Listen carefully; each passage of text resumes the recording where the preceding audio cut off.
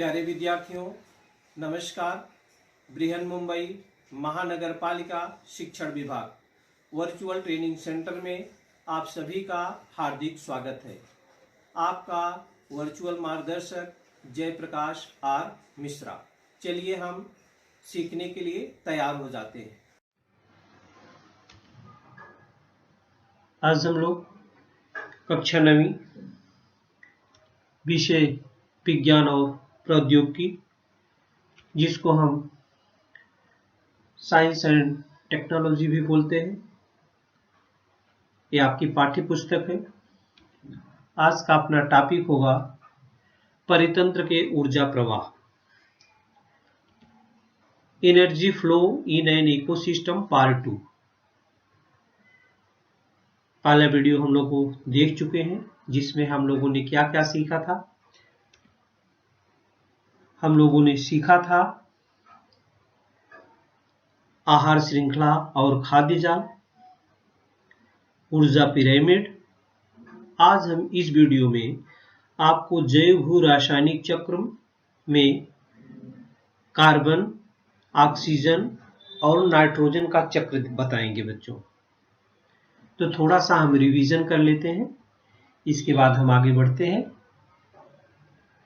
ये carbon cycle है, ये नाइट्रोजन साइकिल जो चित्र दिख रहा है, इसके बारे में हम आपसे चर्चा करेंगे।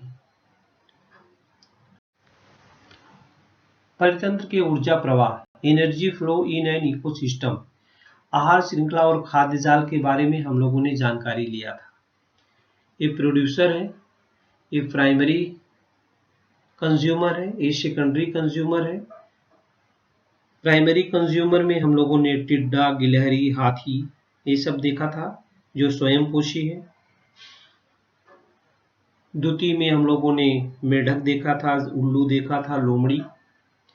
सरोजभक्षक में हम लोगों ने शेरवाग देखा था, और सर्वभक्षी में हम लोगों ने मनुष्य और भालू। तो food chain and food web, ऊर्जा का पिरामिड, द एनर्जी पिरामिड, खाद्य श्रृंखला एक दूसरे से कैसी जुड़ी हुई है, इस सब के बारे में हम लोगों ने जानकारी प्राप्त किया था। आज हम जैव भू रासायनिक चक्र, जिसमें हम कार्बन चक्र, ऑक्सीजन चक्र और नाइट्रोजन चक्र के बारे में सीखेंगे। Bio geochemical cycle, carbon, oxygen and nitrogen. ये कार्बन चक्र, ऑक्सीजन चक्र और नाइट्रोजन का चक्र का हम एक इमेज आपको पहले बताएंगे, इसके बाद उसके बारे में हम चर्चा करेंगे। जैव भू रासायनिक चक्र, ये देखिए कार्बन चक्र है।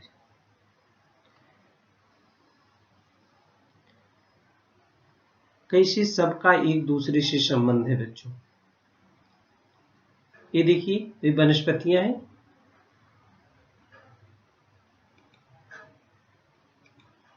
ये वनस्पति है, पेड़ पौधे हैं। इनसे चारा इनको गाय को मिलता है। गाय हमारे लिए पौष्टिक भोजन देती है। और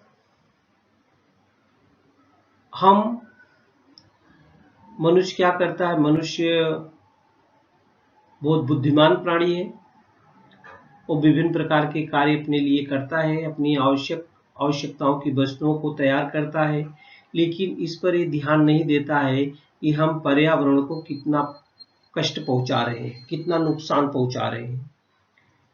इसमें कार्बन साइकिल के बारे में आपको बताएंगे, कार्बन साइकिल चक्र जिसको बोलते हैं। दूसरा है ऑक्सीजन चक्र है।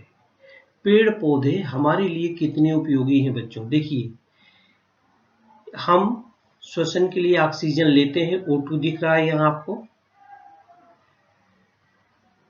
O2 ऐसा है कि हम ही नहीं लेते हैं, ये जल में भी, पानी में भी ऑक्सीजन पाया जाता है।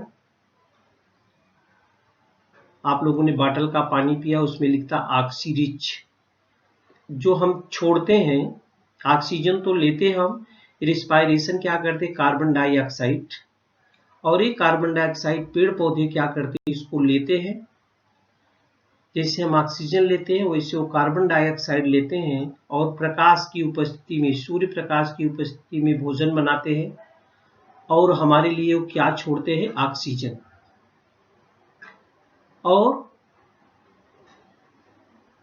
तो वनस्पतियां हमारे लिए कितना उपयोगी हैं, इसलिए हमें पेड़ पौधों को काटना नहीं चाहिए, बल्कि पेड़ पौधों को क्या करना चाहिए? लगाना चाहिए। बच्चों, परोक्ष अपरोक्ष रूप में हम अपने घरों के खिड़की के सामने या बालकनी रहती है उसमें गमले लगाते हैं। उसका कारण यही है बच्चों कि जो हम कार्बन डाइऑक्साइड छोड़ते हैं वो कार्बन डाइऑक्साइड लेते हैं, उससे अपना भोजन बनाते हैं और हमारे लिए ऑक्सीजन देते हैं। इसलिए कार्बन डाइऑक्साइड कितनी मात्रा में है, ऑक्सीजन कितनी मात्रा में होना चाहिए, इसका तालमेल हमेशा जो ये वनस्पतियां बनाए रखती हैं।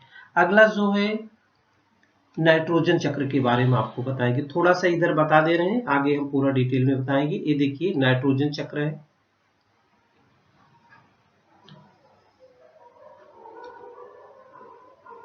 नाइट्रोजन चक्र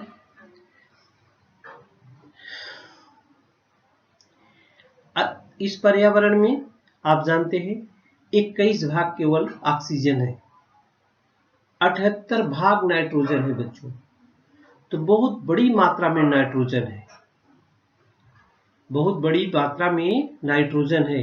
ये देखिए पेड़ पौधे नाइट्रोजन जमीन से लेते हैं, नाइट्रेट्स NO3 इधर दिखा दे रहा है, और ये अमोनिया ये देखिए क्रम से होते हुए फिर इसी पृथ्वी में आ जाता है। इस प्रकार से साइकिल चक्र चलता रहता है। सब चक्र है, ये भी ऑक्सीजन चक्र है, ये कार्बन चक्र है, और ये क्या है? नाइट्रोजन चक्र है। जैसे वाटर साइकिल है, आप जानते हैं समुद्र तालाब में बहुत सारा पानी है। पानी क्या होता है? सूर्य के प्रकाश पाता भाप बन के उड़ता है, ऊपर जाता है, बादल बनता है और फिर वर्षा के रूप में पानी नीचे गिरता है। इसी प्रकार से ऑक्सीजन चक्र भी है। उसी प्रकार से जैसे वाटर साइकिल है, ऑक्सीजन साइकिल है, नाइट्रोजन साइकिल है और एक कार्बन साइकिल है। तो सब साइकिल का एक ही जैसी है बच्चों, सब साइकिल क्या है? एक जैसी ही है।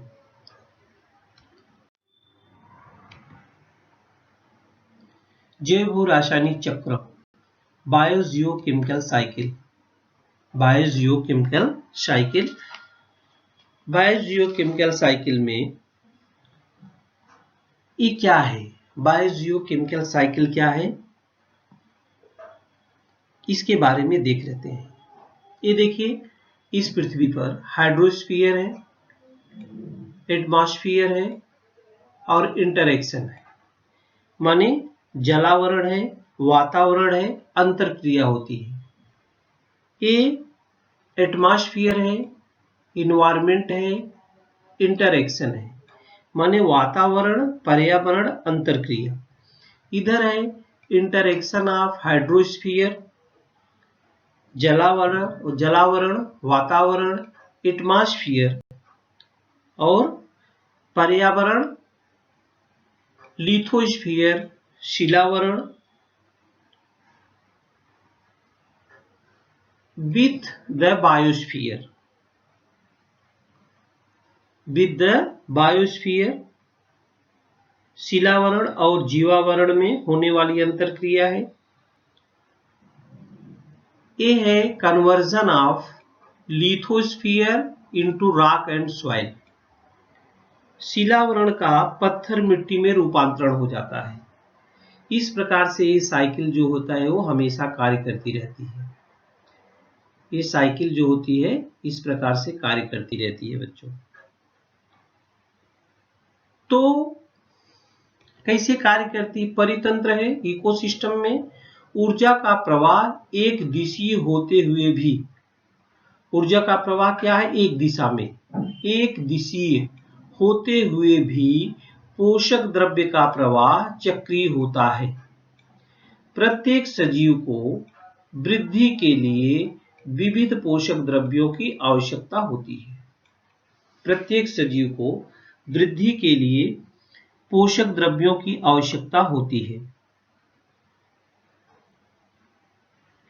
तो भू रासायनिक चक्र को आप स्पष्ट शब्दों में क्या कह सकते हैं बच्चों? परितंत्र में पोषक द्रव्यों के चक्रीय प्रवाह को परितंत्र में पोषक द्रव्यों के चक्रीय प्रवाह को जैव भू रासायनिक चक्र कहते हैं। परितंत्र में पोषण द्रव्यों के चक्रीय प्रवाह को जैव भू रासायनिक चक्र कहते हैं, बायोजियोकेमिकल साइकिल कहते हैं। जैसा आप जानते हैं, जितने भी सजीव हैं सबकी वृद्धि के लिए आवश्यक पोषक द्रव्यों का, चाहे अजैविक घटकों का हो चाहे जैविक घटकों का हो, सब में जो होता है जैविक घटकों का अजैविक घटकों में रूपांतरण होता रहता है। शिलावरण, वातावरण, जलावरण से मिलकर ये जीवावरण को माध्यम से ये चक्र निरंतर चलता रहता है। इस प्रक्रिया में जैविक, भूस्तरीय, रासायनिक पोषक द्रव्यों का चक्रीय भवन जटिल होता है तथा वह परितंत्र ऊर्जा वाहन स्तर पर निर्भर होता है। आगे हम आपको दिखाएंगे कि जैव भू रासायनिक चक्र के प्रकार। जैव भू रासायनिक चक्र के प्रकार। जैव भू रासायनिक चक्र के दो प्रकार है बच्चों, एक है वायु चक्र और दूसरा है अवसादन भू चक्र। Types of biogeochemical cycle. Types of biogeochemical cycles, वायु चक्र और दूसरा है अवसादन या भूचक्र। इन दोनों में अंतर क्या है? वायु चक्र क्या है और अवसादन भूचक्र क्या है? वायु चक्र में प्रमुख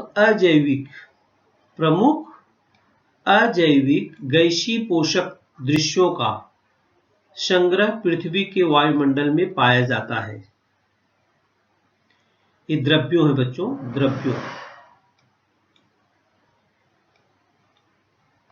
द्रव्यों। प्रमुख अजैविक गैसीय पोषक द्रव्यों का संग्रह पृथ्वी के वायुमंडल में पाया जाता है। और अवसादन में क्या होता है? प्रमुख अजैविक पोषक द्रव्यों का संग्रह पृथ्वी पर मृदा अवसाद व अवसादी चट्टानों में पाया जाता है।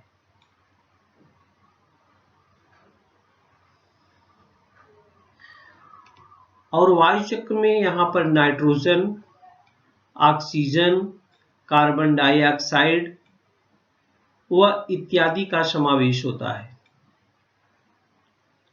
कार्बन डाइऑक्साइड व वाष्प इधर छूट गया बच्चों।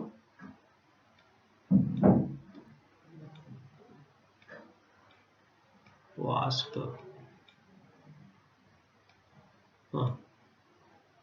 इसको वाष्प पढ़ेंगे। यहाँ पर नाइट्रोजन, ऑक्सीजन, कार्बन डाइऑक्साइड व वाष्प इत्यादि का समावेश होता है। और यहाँ पर क्या होता है? यहाँ पर आयरन, लोहा जिसको लौह बोलते हैं, कैल्शियम, फास्फोरस तथा जमीन के अन्य घटकों का समावेश होता है। वायु चक्र की जो गति है बच्चों, वायु चक्र की गति अवसादन चक्र से अधिक होती है। वायु चक्र की जो गति होती है वो अवसादन चक्र से अधिक होती है। जैसे किसी भाग में अगर कार्बन डाइऑक्साइड जमा हो तो वह क्या होती है? वायु के साथ फैल जाती है। और जब वायु के साथ फैल जाती है तो जो वनस्पतियां होती है बच्चों उसको एब्जॉर्ब कर लेती हैं। तो जलवायु परिवर्तन, मानवीय क्रिया का, चक्रों की गति, तीव्रता व संतुलन पर इसके गंभीर परिणाम होते हैं। इसलिए चक्रों के विविध घटकों के अध्ययन पर विशेष ध्यान दिया जाता है। तो आज हम पहला चक्र, हमने शुरू में बताया था कौन सा चक्र पढ़ेंगे? कार्बन चक्र पढ़ेंगे बच्चों। कार्बन चक्र। क्या आप जानते हैं वायु चक्र व अवसादन चक्र में दोनों चक्रों को एक दूसरे से पूर्ण रूप से अलग नहीं किया जा सकता। जैसे नाइट्रोजन गैसीय रूप में वातावरण में पाई जाती है तो नाइट्रोजन ऑक्साइड यौगिक रूप में मृदा और अवसाद में पाया जाता है। इसी प्रकार से कार्बन अजैविक स्वरूप में मुख्यतः शिलावरण के पत्थर के कोयले, ग्रेनाइट, हीरा व चूने के पत्थर में पाया जाता है। जबकि वातावरण में जो कार्बन डाइऑक्साइड है, वातावरण में जो कार्बन डाइऑक्साइड है वह कार्बन का अस्तित्व पत्थर के कोयले में वनस्पति व प्राणों की अपेक्षा अधिक समय तक होता है।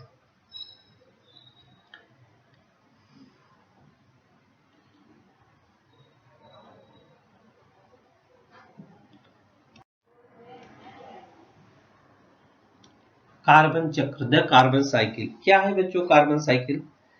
कार्बन चक्र कैसे होता है, चित्रों द्वारा पहले हम देखते हैं बच्चों। ये कार्बन साइकिल है, देखिए ये सब जीवाश्म ईंधन है। ये फोटोसिंथेसिस है, वनस्पतियां सूर्य के प्रकाश में, ये सूर्य का प्रकाश है, यहां से अपना भोजन बनाती है। एक दूसरा भी चित्र हम आपको दिखा देते हैं। ये देखिए जो आपने पहले देखा था, ये सब जीवाश्म ईंधन है जो जानवर उसको खाते पीते हैं, प्राणी श्वसन करते हैं, जैवों का अपघटन होता है, पानी का अवशोषण होता है, वनस्पतियां भी श्वसन करती हैं। कल कारखाने, यहाँ पर देख रहे हैं कल कारखाने हैं, उससे धुआं जो निकलता है, कार्बन डाइऑक्साइड उसमें भी होती है। तो कहने का अर्थ ये है कि वायुमंडल में सजियों तक और सजियों के मृत्यु के पश्चात पुनः वायुमंडल की ओर, एक बार देखिए ऊपर नीचे दोनों लगाया गया है निशान, इधर भी लगाया गया है निशान और फिर इधर भी निशान लगाया गया है कि सजियों के मृत्यु के पश्चात पुनः वायुमंडल की ओर होने वाला अभिसरण जो होता है उसको हम कार्बन चक्र कहते हैं।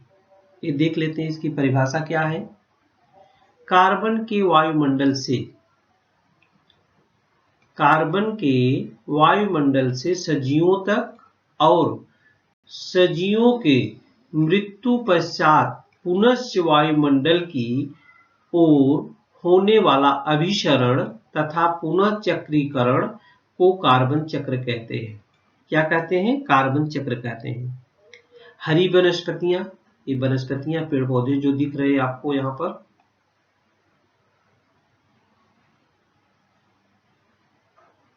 ये हरी वनस्पतियां आप सभी जानते हैं प्रकाश संश्लेषण प्रक्रिया द्वारा कार्बन डाइऑक्साइड का रूपांतरण एक किसमें करती? कार्बोज पदार्थों में करती हैं।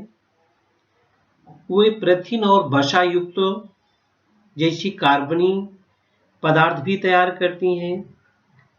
शाकाहारी प्राणी हरी वनस्पतियां खाते हैं। शाकाहारी प्राणियों को कौन खाता है बच्चों? मांसाहारी प्राणी खाते हैं। अर्थात जैविक कार्बन का संक्रमण वनस्पतियों से शाकाहारी प्राणियों तक और शाकाहारी प्राणियों से मांसाहारी प्राणियों तक और मांसाहारी प्राणियों से सरोक्ष भक्षक तक प्राणियों की तरफ होता है, प्राणियों की ओर होता है। तो प्रकाश संश्लेषण और श्वसन क्रिया द्वारा कार्बन के अजैविक परमाणुओं का प्रमुख रूप से जैविक अभिसरण पुनः चक्रीकरण होता है। इसी कारण कार्बन चक्र एक महत्वपूर्ण जैव भू रासायनिक चक्र है। ये भोजन अपना वनस्पतियां कैसे बनाती हैं, कार्बन चक्र की प्रमुख जीवन क्रियाएं कैसे चलती रहती हैं, ये देखिए बच्चों। यहाँ पर 6CO2 + 12H2O सनलाइट क्लोरोफिल माने सूर्य प्रकाश पर्णहरिण की उपस्थिति में C6H12O6 + 6H2O और +O2 ऑक्सीजन निकालती हैं। क्या निकालती है बच्चों? ऑक्सीजन निकालती हैं। यहाँ पर कार्बन डाइऑक्साइड लेती हैं और यहाँ पर ऑक्सीजन निकाल रही हैं। या तंतु कणिकाएं जो होती हैं 6H12O6 + 6O2 ये भी लेती हैं और ये भी क्या होती है 6CO2, ये कार्बन डाइऑक्साइड निकालती है पानी, और ये क्या करती है एनर्जी निकालती है। तो आपने देखा था फूड चेन में भी कि मृत्यु के पश्चात सभी उत्पादक और जो भक्षण होते हैं, भक्षकों का जीवाणु और फफूंदी में डिकम्पोजिशन होता है, और डिकम्पोजिशन होकर कार्बन डाइऑक्साइड गैस पुनः मुक्त होती है, और यह गैस वायुमंडल में मिश्रित हो जाती है और फिर से वो उपयोग में लाई जाती है। इसी प्रकार एक सजीव से दूसरे सजीव तक कार्बन का अभिसरण जो होता है वो चलता रहता है। सजीवों के मृत्युपरांत कार्बन प्रकृति को लौटाया जाता है और पुनः वो सजीवों के पास आता है। इस प्रकार से कार्बन साइकिल हमेशा क्या होती है, चलती रहती है बच्चों। दूसरी जो साइकिल थी वो थी ऑक्सीजन चक्र, द ऑक्सीजन साइकिल। ये देखिए ऑक्सीजन साइकिल कैसे काम कर रहा है, चित्र में आप देख सकते हैं। हमने शुरू में बताया कि पृथ्वी के वायुमंडल में 21% ऑक्सीजन है। ये ऑक्सीजन कितना परसेंट है, ये ऑक्सीजन जो आप यहाँ पर देख रहे हैं, ये ऑक्सीजन 21% ऑक्सीजन है, 78% नाइट्रोजन थी। और जलमंडल और शिलावरण ऐसे तीनों मंडलों में ऑक्सीजन पाया जाता है। पानी में भी ऑक्सीजन पाया जाता है। जीवावरण में ऑक्सीजन का अभिसरण और उसके पुनः उपयोग को ऑक्सीजन चक्र कहते हैं। इस चक्र में भी जैविक तथा अजैविक ऐसे दो घटकों का समावेश होता है। वायुमंडल में आप देख रहे हैं ऑक्सीजन की निर्मित निरंतर होती रहती है, और उसकी निर्मित भी होती है, उसका उपयोग भी होता है। उसकी बराबर निर्मित भी हो रही, बराबर बन भी रही है, क्योंकि प्राणी, हम वनस्पति हैं, वो भी श्वसन करती हैं, और हम प्राणी भी श्वसन करते हैं। हम श्वसन करते ऑक्सीजन लेते, कार्बन डाइऑक्साइड निरंतर निकाल रहे हैं, और वो भी निरंतर कार्बन डाइऑक्साइड ले रही है, और ऑक्सीजन क्या हो रही है, वो निकाल ले रही है। ऑक्सीजन अत्यधिक अभिक्रियाशील है। अन्य तत्वों और यौगिकों से उसका मिलन भी होता है।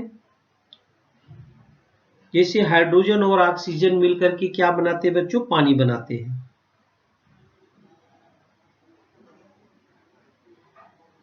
प्रकाश संश्लेषण क्रिया में हमने भी पीछे बताया आपको, प्रकाश संश्लेषण क्रिया में ऑक्सीजन की निर्मित होती है।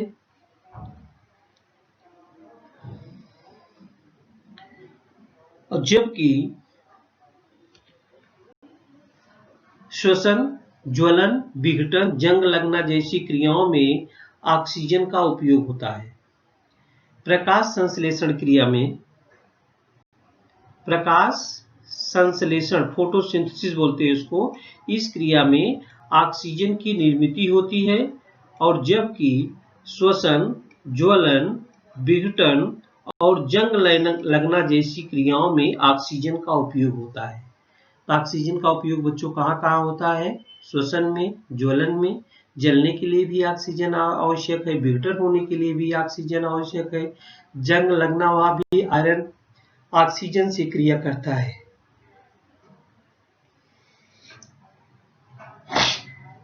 ये हुआ the oxygen cycle. Oxygen cycle. अगला है नाइट्रोजन साइकिल।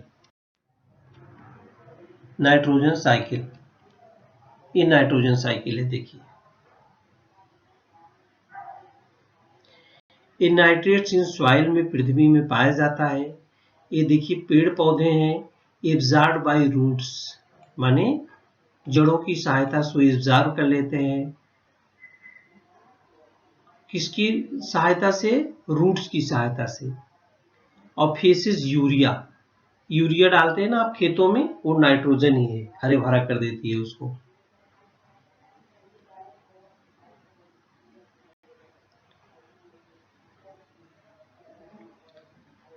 तो वायुमंडल में हमने आपको बताया कि सबसे ज्यादा नाइट्रोजन गैस पाई जाती है बच्चों। ये भी नाइट्रोजन है, देखिए कैसे एक दूसरे से संबंध है चित्र में। तो नाइट्रोजन वायुमंडल में 78% पाई जाती है। देखिए कैसे नाइट्रोजन एब्जॉर्ब हो रहा है, नाइट्रोजन साइकिल इधर चित्र में देखिए। ये बैक्टीरिया फफूंदी है, सब पृथ्वी में मिल जाती हैं, नाइट्रोजन बनाती हैं। ये सब मरने के बाद पृथ्वी में मिलते हैं। सभी पेड़ पौधे शाकाहारी ये खाते हैं, वनस्पतियां। इनको देखो जंगली जानवर शेर खा जाता है, शेर भी मरने के बाद डिकम्पोज होने के बाद पृथ्वी में मिल जाता है। ये क्रम चलता रहता है। तो वायुमंडल में सबसे अधिक 78% नाइट्रोजन पाई जाती है। प्राकृतिक चक्र का सातत्य अबाधित रखने के लिए नाइट्रोजन की आवश्यकता होती है। प्रकृति में जैविक तथा अजैविक प्रक्रियाओं से नाइट्रोजन गैस के अलग अलग यौगिक में होने वाला अभिसरण और पुनः चक्रीकरण नाइट्रोजन चक्र के नाम से जाना जाता है। नाइट्रोजन चक्र के नाम से जाना जाता है। बच्चों, बहुत से सूक्ष्म जीव हैं, बहुत सारे, बहुसंख्यक कह लीजिए सूक्ष्म जीव हैं जो श्वसन के लिए ऑक्सीजन का उपयोग करते हैं। ऐसे सभी जीवों को हम ऑक्सीजीवी कहते हैं। और जिन सूक्ष्म जीवों को ऑक्सीजन की आवश्यकता नहीं होती है उनको हम अनॉक्सीजीवी भी कहते हैं। नाइट्रोजन चक्र की कुछ विशेषताएं होती हैं, कुछ प्रक्रियाएं होती है बच्चों, चलिए उसको भी देख लेते हैं। ये नाइट्रोजन साइकिल था। नाइट्रोजन चक्र की प्रमुख प्रक्रिया क्या है? नाइट्रोजन का ये नाइट्रोजन चक्र है, देखिए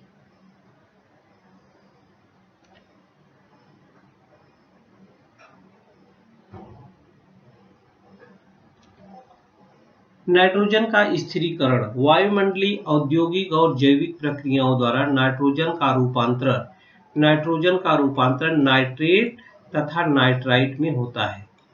नाइट्रेट और नाइट्राइट में। अमोनीकरण क्या है बच्चों? सजीवों के अवशेष उत्सर्जित पदार्थों का विघटन होकर अमोनिया उससे मुक्त होती है। अमोनिया क्या होती है? मुक्त होती है। नाइट्रीकरण क्या है? अमोनिया का रूपांतरण नाइट्राइट में और नाइट्रेट में होना। अमोनिया का जब रूपांतरण नाइट्राइट और नाइट्रेट में होता है, ऐसी क्रिया को हम नाइट्रीकरण कहते हैं। विनाइट्रीकरण क्या है? नाइट्रोजन युक्त यौगिकों का गैसीय नाइट्रोजन में रूपांतरण होना। नाइट्रोजन युक्त यौगिकों का गैसीय नाइट्रोजन में रूपांतरण होना, ये होता है विनाइट्रीकरण। तो नाइट्रोजन चक्र की प्रमुख प्रक्रियाएं हैं नाइट्रोजन का स्थिरीकरण, अमोनीकरण, नाइट्रीकरण और विनाइट्रीकरण। तो हम लोग बच्चों किसके बारे में सीख रहे थे? बायोजियोकेमिकल साइकिल, जैव भू रासायनिक चक्र, जिसमें जैव भू रासायनिक चक्र में हम लोगों ने किसके बारे में सीखा। जैव भू रासायनिक चक्र किसे कहते हैं उसके बारे में देखा। जैव भू रासायनिक चक्र के प्रकार, वायु चक्र और अवसादन चक्र, उसके बारे में देखा। कार्बन साइकिल के बारे में देखा। कार्बन चक्र की प्रमुख जीव क्रियाएं कैसी होती हैं उसके बारे में देखा।